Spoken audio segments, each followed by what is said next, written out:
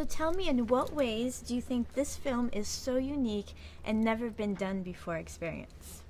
I think visually it's a completely different and a new world to any and different to anything we've seen before in the cinema. Or aesthetically as well. Yeah, and then the characters in the story I think are really original and exciting and new in a way.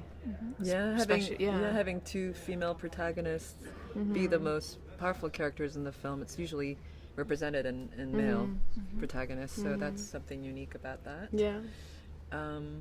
Having a scarred female hero as well is something that we don't see all the time.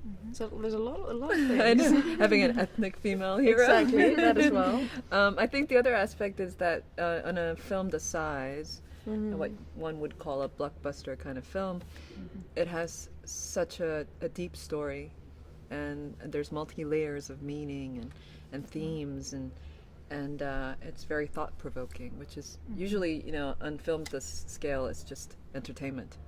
People enjoy it, and then they move on.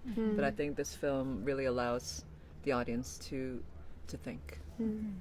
So how difficult was it to reinvent the steampunk genre? What did it take? I think in many ways, like, at the end of the day, Mortal Engines is more than just the steampunk. Not just the steampunk, but it explores different sort of looks and avenues and stuff. So we still have the steampunk elements, but it kind of goes even further in terms of the world we've created. So yeah, I mean, sorry, what did you say? What again? did it take? What did it take get for? to that point? I think that's really more the imagination of the craftsmen, and the filmmakers. I think they actually made a point of not having it go specifically towards the steampunk genre, but have it be a unique, genre on its own. Yeah. What is the aspect of this universe that is the most fascinating for you, and why? I guess that it's so different in a way, like visually when you look at it, but at the same time it's so close to our own world, and it makes you think about our own world and our own decisions. And but I think Philip Reeve has created it's so creative, the world as well, and the characters are so original and fun and playful and colorful and multidimensional, and so I really like that about it. Yeah, I mean, I find that the metaphors of the traversing city, eating smaller towns, it's, to me it's kind of metaphorical to the imperialistic history, and consumerism in a way today. And like the big divide in the worlds of the modern world eating up, profit-driven modern world eating up all the resources, versus the ancient way of living in the movie, where the only natural haven left on Earth is going to be taken over. London is trying to take it over. It's an interesting metaphor with social Darwinism versus municipal Darwinism that is discussed in the film, and it's quite a parallel to our history and our current state of affairs. And so I think it's really amazing that something that's so entertaining can actually make you think about our human existence and where we are as a civilization and where we're headed, and hopefully not towards the future world of Mortal Engines.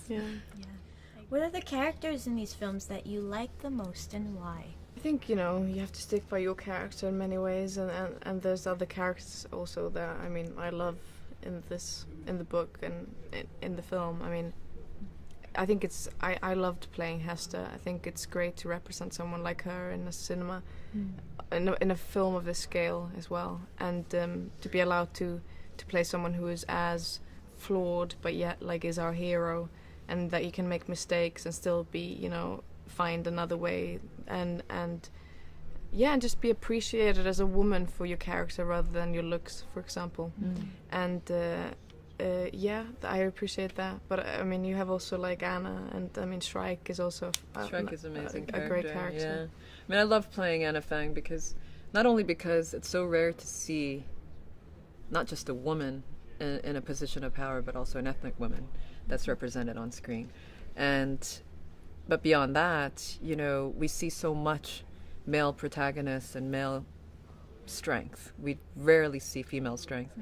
And so it's really refreshing to be able to portray that. But I think the greatest gift and reward I received from embodying this character was in my effort to become authentic in portraying this character. I personally became empowered, and that was so rewarding. So this film touches on a lot of different things, environmental, East versus West, and you know, other things, fascism. What does this movie mean to you, and what do you take away from it?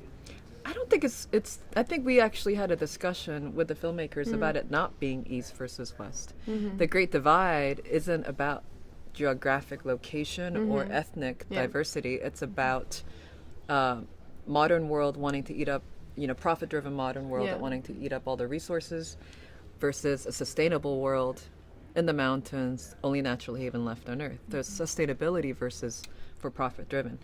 And for me personally, it provoked thought of our existence, and it made me think of what can I personally do so we don't end up like this in the future. Absolutely. You know, what is an everyday thing that I can do, the small things that all of us can do, from not using single-use, you know, plastics to, you know, being mindful about our water usage, to helping, you know, millions of people that are in need without any rights and without any protection, especially the displaced people around the world.